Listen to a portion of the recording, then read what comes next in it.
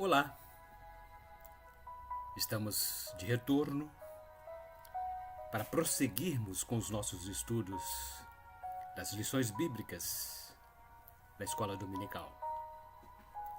O nosso manual de estudo tem sido Dons Espirituais e Ministeriais. Durante este segundo trimestre, estaremos estudando sobre os dons do Espírito Santo e a melhor maneira de servirmos a Deus e ao mesmo tempo servirmos à igreja, servirmos aos homens com os dons concedidos pelo Espírito Santo. E a nossa lição de hoje, lição número 7, 16 de maio do ano de 2021, tem por temática o ministério de profeta. Nós somos da Igreja Evangélica Assembleia de Deus, Ministério Missão Europa no Brasil. E o nosso presidente é o pastor José Antônio de Castro. O líder da igreja local é o pastor Nilson de Souza Teixeira, cujo templo situa-se à rua Porto Alegre, número 86, bairro Santo Agostinho, Volta Redonda, estado do Rio de Janeiro. O nosso templo funciona no antigo salão de eventos Requinte Festas. E o nosso texto áureo está baseado na epístola do apóstolo Paulo, 1 Coríntios, capítulo 12, versículo 28. E a uns pôs Deus na igreja, primeiramente apóstolos, em segundo lugar, profetas, em terceiro, doutores, depois milagres, depois dons de curar, socorros, governos, variedades de línguas. E na verdade prática, o comentarista escreveu que o ministério de profeta é de suma importância para o fortalecimento e edificação da Igreja de Cristo nos dias contemporâneos. E a nossa leitura bíblica em classe encontra-se também no capítulo 12 da epístola de Paulo, 1 Coríntios, a partir do versículo 27, que assim diz: Ora, vós sois o corpo de Cristo e seus membros em particular. Paulo quis ilustrar, através desta parábola, uma realidade espiritual acerca do corpo místico de Cristo, do qual todos nós somos membros. O corpo místico de Cristo é uno, porém, composto de muitíssimos membros que são interdependentes. O apóstolo procurou definir não somente o relacionamento que deveria existir entre os crentes da igreja de Corinto, mas também as relações que deveriam existir, que deveriam ter para com Cristo. Em relação a Cristo, eles eram o seu corpo místico, pois compartilhavam a mesma natureza do Mestre. Cada qual é membro um do outro, sendo por isso mutuamente dependentes entre si. E o versículo 28, Paulo continua dizendo: E a uns pôs Deus na igreja, primeiramente apóstolos, em segundo lugar, profetas, em terceiro, doutores, depois milagres, depois dons de curar, socorros, governos, variedades de línguas. As funções de apóstolos, profetas e mestres pertencem à ordem pedagógica entre os dons distribuídos pelo Espírito Santo à Igreja. Os profetas, considerando que falam diretamente sob a inspiração divina, possuem ascendência sobre os mestres, que são instrumentalizados para a transmissão de conhecimentos sistemáticos, já formulados, ao invés de se expressarem por autoridade própria, conforme os profetas podem fazer. Paulo escreveu aos Romanos, capítulo 12, verso 6, o seguinte: De modo que, tendo diferentes dons, segundo a graça que nos é dada, se é profecia, seja ela segundo a medida da fé. E no versículo 29 deste nosso texto de referência, Paulo lança algumas perguntas. Porventura são todos apóstolos? São todos profetas? São todos doutores? São todos operadores de milagres?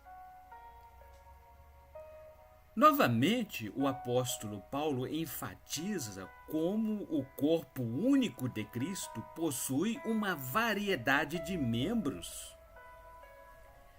deixando patente a importância de cada um deles para a unidade do corpo de Cristo. Cada membro deve atuar visando o bem-estar coletivo. Não pode existir autoglorificação em detrimento de outros, pois isso é a causa que gera facções no seio da igreja. Paulo enfatizou que nenhum dos membros possa querer exercer um dom espiritual que não lhe fora concedido.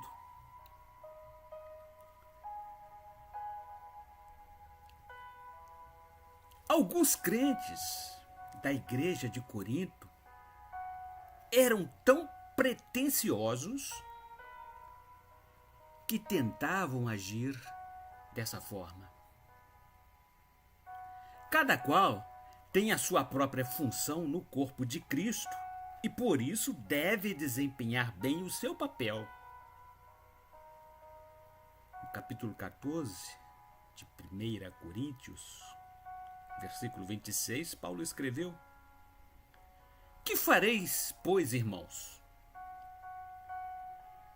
Quando vos ajuntais, cada um de vós tem salmo, tem doutrina, tem revelação, tem língua, tem interpretação, faça-se tudo para edificação. E agora, ainda na epístola paulina aos Efésios, capítulo 4, a partir do versículo 11, continuaremos a nossa leitura em classe. Ainda Paulo dizendo: e ele mesmo deu uns para apóstolos, e outros para profetas, e outros para evangelistas, e outros para pastores e doutores. 1 Coríntios, capítulo 14, verso 29, diz assim: e falem 2 ou 3 profetas, e os outros julguem. Os profetas são guardiães da igreja. O alvo das profecias é a edificação coletiva da igreja. Os profetas falam por inspiração direta no uso deste dom. E o versículo 12, ainda do capítulo 4 de Efésios, Paulo escreveu: querendo o aperfeiçoamento dos santos para a obra do ministério, para a edificação do corpo de Cristo. O termo de origem grega, katatismos, usado para indicar a restauração dos ossos partidos ao seu estado original. A raiz desta palavra é atios, que tem o sentido de completo, perfeito. Paulo escreveu: porque nele habita corporalmente toda a plenitude da divindade, e estáis perfeitos nele, que é a cabeça de todo o principado e potestade. Colossenses, capítulo 2, versículos 9 e 10. Esse é o único caminho que leva à perfeição, pois somente Deus é perfeito. Os dons ministeriais são concedidos pelo Espírito de Deus com o propósito de aperfeiçoamento dos santos, possibilitando o seu funcionamento no ministério da igreja. Quando as pessoas são aperfeiçoadas em Cristo, unir-se-ão em torno dele uns com os outros, em busca dos mesmos alvos. E no versículo 13, Paulo continua dizendo: até que todos cheguemos à unidade da fé e ao conhecimento do Filho de Deus, ao homem perfeito, à medida da estatura completa de Cristo.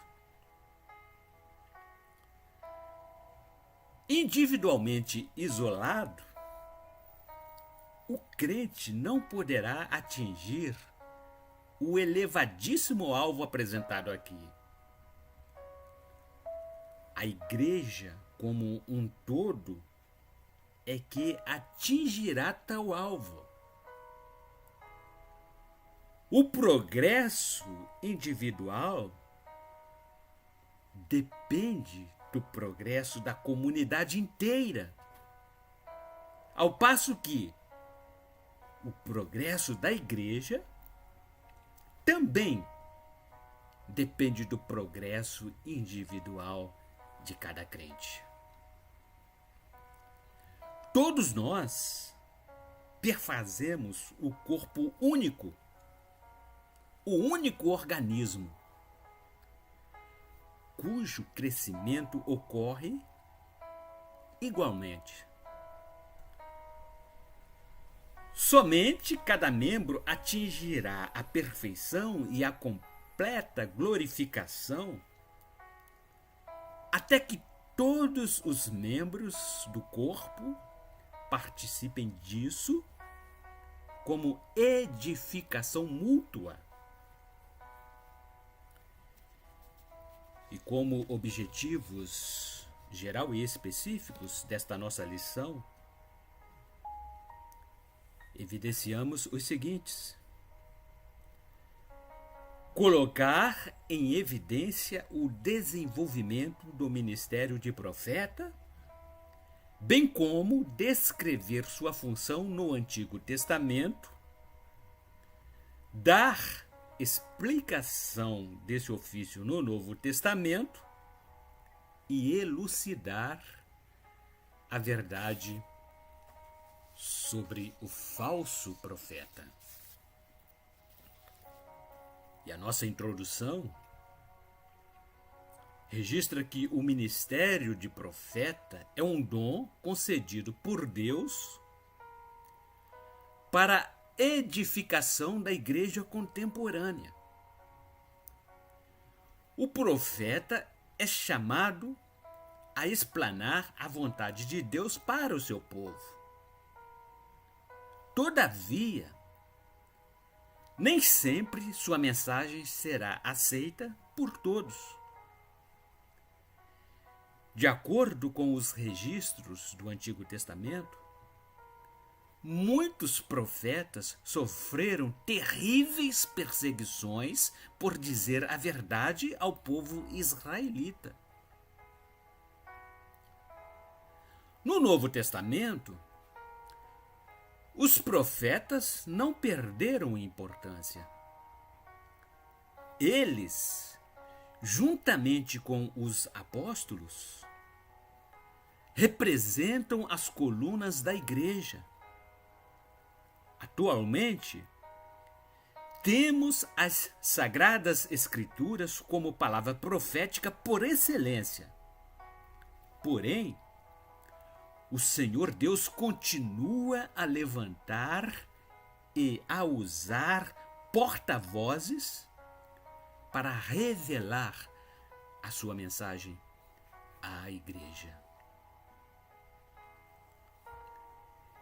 E nesta lição número 7, trataremos sobre o dom ministerial de profeta. Estudaremos os principais aspectos que envolvem esse ministério à luz da Bíblia Sagrada, bem como considerar o contexto histórico e cultural, tanto quanto do Antigo quanto do Novo Testamento. O ministério de profeta é de suma importância para a contemporaneidade, pois, de acordo com a instrução dos apóstolos, essa função tem elevada relevância para a igreja em qualquer tempo e lugar.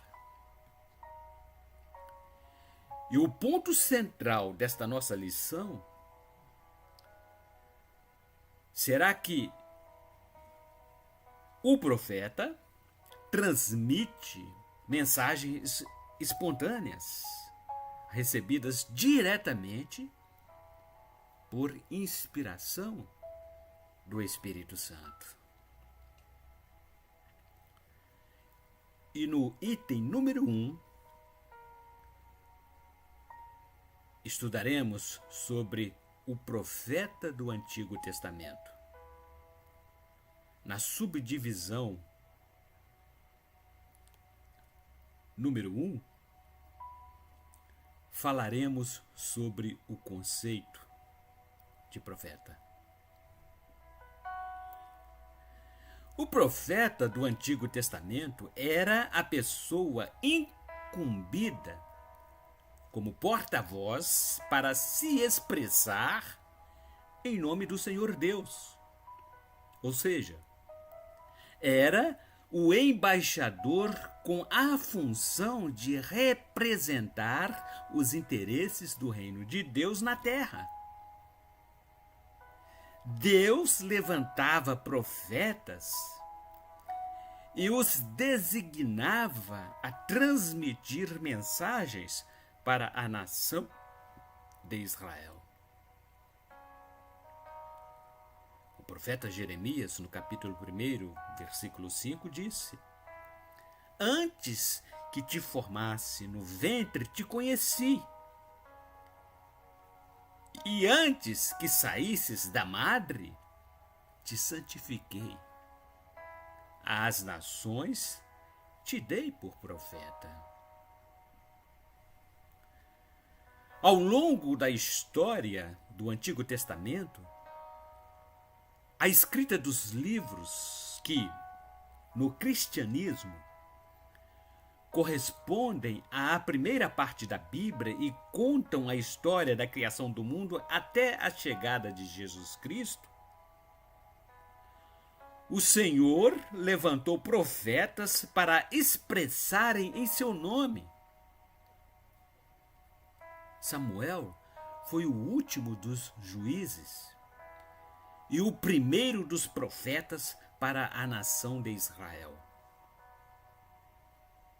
Capítulo 3 do livro de 1 Samuel, versículo 20, diz assim: E todo o Israel, desde Dan até Berseba, conheceu que Samuel estava confirmado por profeta do Senhor. E no subitem número 2, falaremos sobre o ofício.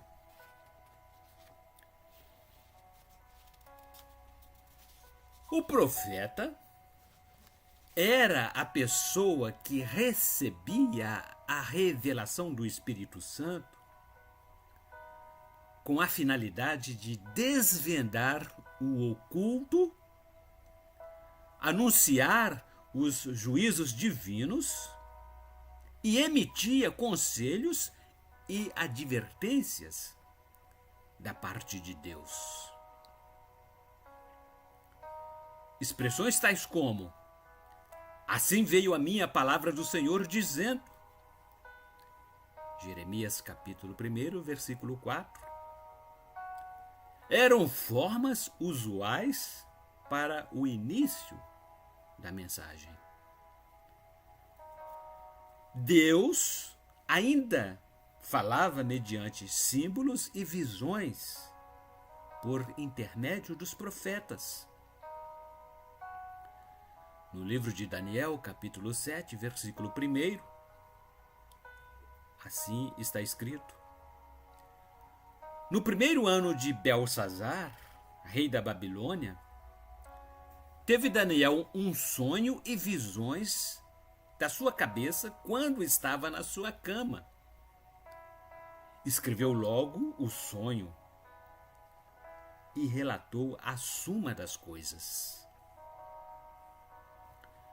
O profeta também desempenhava um importante papel como conselheiro durante os reinos da nação de Israel. Livro de 1 Reis, capítulo 1, versículos 11 e 12,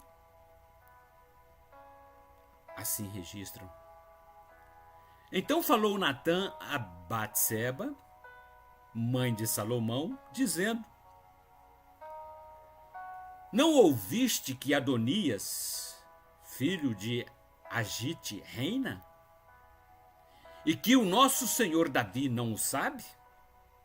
Vem, pois, agora e deixa-me dar-te um conselho, para que salves a tua vida e a de Salomão, seu filho. Após a divisão do reino de Israel, os profetas foram muito perseguidos, pois suas profecias confrontavam de forma direta a prepotência da nobreza, a ocultação dos sacerdotes de suas verdadeiras intenções e sentimentos e as injustiças sociais. Jeremias, capítulo 5, versículos 30 e 31, escreveu: coisa espantosa e horrenda se anda fazendo na terra. Os profetas profetizam falsamente e os sacerdotes dominam pelas mãos deles. E o meu povo assim o deseja. Mas que fareis ao fim disto? E no subitem número 3, falaremos sobre o profetismo. O profetismo foi um movimento que surgiu por volta do século VIII a.C., tanto em Israel quanto em Judá, com o propósito de restaurar o monoteísmo, melhor dizendo, hebreu. Combatiam a idolatria, denunciavam as injustiças sociais e proclamavam o dia do Senhor Deus, no intuito de reavivar a esperança messiânica. Foi durante este período que os verdadeiros profetas que havia em Israel passaram a sofrer crueldades. Muitos foram impiedosamente surrados, presos e mortos. E no item número 2, estudaremos sobre o profeta no Novo Testamento. Na subdivisão número 1, o comentarista fala sobre a importância do termo profeta no Novo Testamento. Paulo mencionou 5 ministérios que exerciam funções de liderança na igreja primitiva, conforme ele registrou na sua epístola aos Efésios, capítulo 4, verso 11. E ele mesmo deu uns para apóstolos, e outros para profetas, e outros para evangelistas, e outros para pastores e doutores. O profeta era identificado como alguém que acompanhava os apóstolos. Ainda escreveu Paulo aos Efésios, no capítulo 3, versículo 5, o qual noutros séculos não foi manifestado aos filhos dos homens, como agora tem sido revelado pelo Espírito aos seus santos apóstolos e profetas. A Bíblia denota a importância do ministério de profeta na liderança da igreja primitiva. E na subdivisão número 2, falaremos sobre o ofício do profeta neotestamentário. O ministério de profeta no Novo Testamento não era exercido com o fito de predizer o futuro, nem adivinhar o presente ou ficar em estado de êxtase. O profeta era alguém que recebeu de Deus um dom para receber ou interceder e mediar diretamente a palavra revelada. Seu ofício principal consiste em proclamar e interpretar a palavra de Deus por vocação divina, com o objetivo de admoestar, exortar e edificar a Igreja de Cristo, conforme escreveu Paulo, 1 Coríntios, capítulo 14, verso 3. Mas o que profetiza fala aos homens, para edificação, exortação e consolação. O profeta tinha o dever de desmascarar o pecado, proclamar a justiça divina, advertir sobre o juízo de Deus, combater o mundanismo e a frieza espiritual no meio do povo de Deus.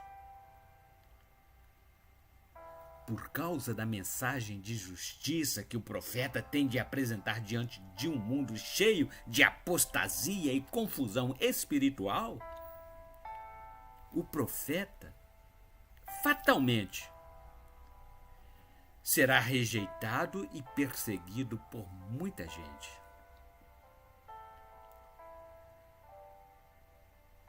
E no subitem número 3, estudaremos sobre o objetivo do dom ministerial de profeta.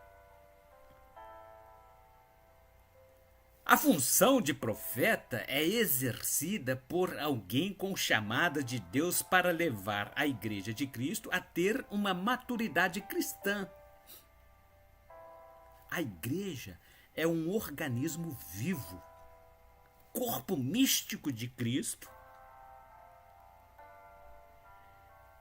que deve desenvolver-se para edificação em amor. Efésios 4,16, Paulo diz: do qual todo o corpo, bem ajustado e ligado pelo auxílio de todas as juntas, segundo a justa operação de cada parte, faz o aumento do corpo para sua edificação em amor. Os profetas devem desempenhar suas funções capacitados e dirigidos pelo Espírito Santo. Atos dos Apóstolos, capítulo 15, versículo 32, diz assim: depois Judas e Silas, que também eram profetas, exortaram e confirmaram os irmãos com muitas palavras. E no item número 3,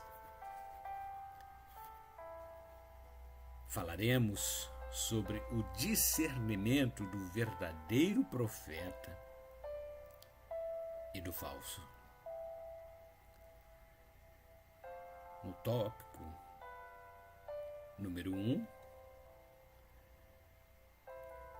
a temática é simplicidade versus arrogância. Simplicidade e amor são as duas características principais do verdadeiro profeta. Ainda que a palavra seja de juízo, o coração do profeta deve arder em amor e sua conduta de simplicidade demonstra a quem ele realmente está servindo. Jeremias, capítulo 38, versos verso 28, diz assim: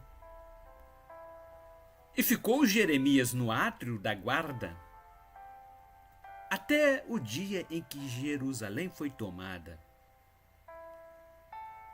E ainda ali estava quando Jerusalém foi tomada. O falso profeta é egocêntrico, só pensa em si próprio e na manutenção do seu status e sua autopromoção. Ele é capaz de mentir, iludir e enganar.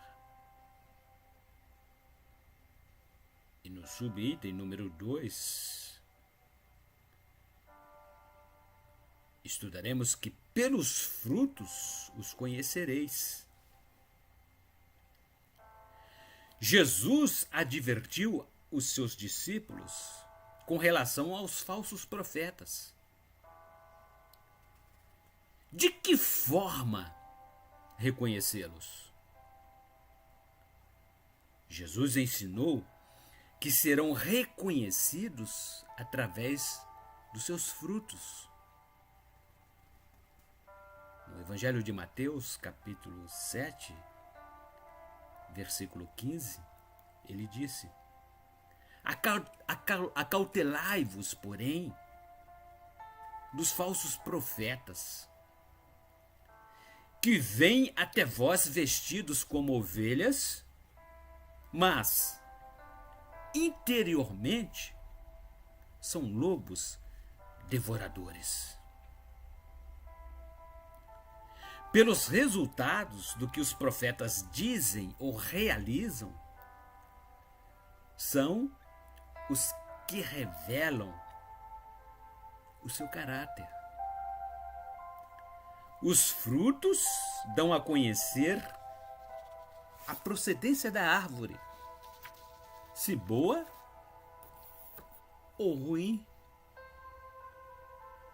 E no subitem número 3, ainda sobre o falso profeta.